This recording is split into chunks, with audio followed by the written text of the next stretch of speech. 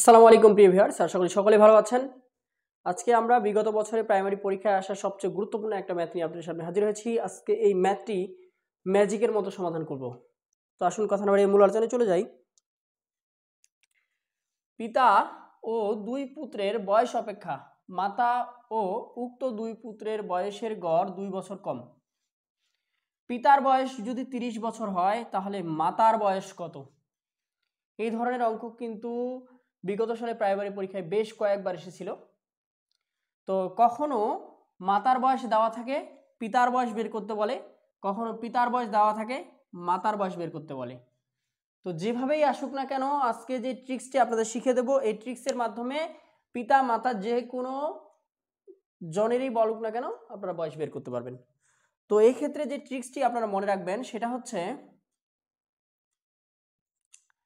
পিতার বয়স সমান সমান পিতার বয়স সমান সমান মাতার বয়স যোগ যতজন গুণন হচ্ছে যত কম। তো দেখুন আমাদের কিন্তু পিতার বয়স দেওয়া আছে কত বছর? 30 বছর। মাতার বয়স আমাদের বের করতে হবে, মাতার বয়স আমাদের বের করতে হবে যোগ। এখন দেখেন যতজন, তো দেখুন পিতা ও দুই পুত্র, এদিকে দেখেন আবার মাতা ও দুই পুত্র, তাহলে টোটাল ব্যক্তি কয়জন?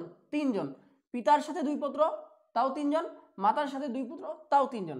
তাহলে আমাদের যতজন বলতে এখানে 3। গুণন কত কম? 2 বছর কম, তাহলে গুণন 2। তাহলে 30 থেকে যদি আমরা 6 বাদ দেই তাহলে মাতার বয়স আমরা পেয়ে যাব। মাতার বয়স অর্থাৎ 24 বছর।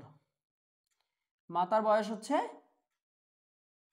24 বছর। তো যদি প্রশ্নে এখানে মাতার বয়সে দেওয়া থাকতো, পিতার বয়স বের করতে বলতো, তাহলে মাতার বয়সের জায়গায় আমরা মাতার বয়স বসিয়ে দিতাম, দিয়ে কিন্তু পিতার বয়সটা বের হয়ে যেত। তো যেহেতু আমাদের এখানে প্রশ্নে পিতার বয়স দেওয়া আছে, সেহেতু আমরা পিতার বয়সের জায়গায় আমরা পিতার বয়স বসিয়ে দিলাম। তারপরে যতজন এবং যত কম এই মানটা আমরা এই পাশে আসে বিয়োগ করে দিয়ে যে বয়সটা বের হলো সেটাই হচ্ছে মাতার বয়স।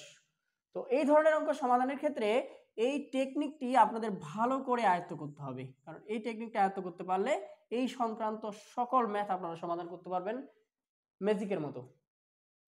তো টেকনিকটি কেমন লাগলো তা অবশ্যই ইউটিউবের কমেন্ট বক্সে কমেন্ট করে জানাবেন, এবং আমাদের চ্যানেলের ভিডিওগুলো যদি আপনাদের কোনো উপকারে আসে তাহলে অবশ্যই সাবস্ক্রাইব করতে ভুলবেন না।